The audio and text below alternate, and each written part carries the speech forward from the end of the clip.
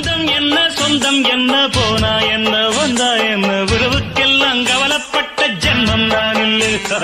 பாசம் வைக்க நேசம் வைக்க தோழன் உண்டு வாழ வைக்க அவனைத் தவிர உறவுக்காரன் யாரும்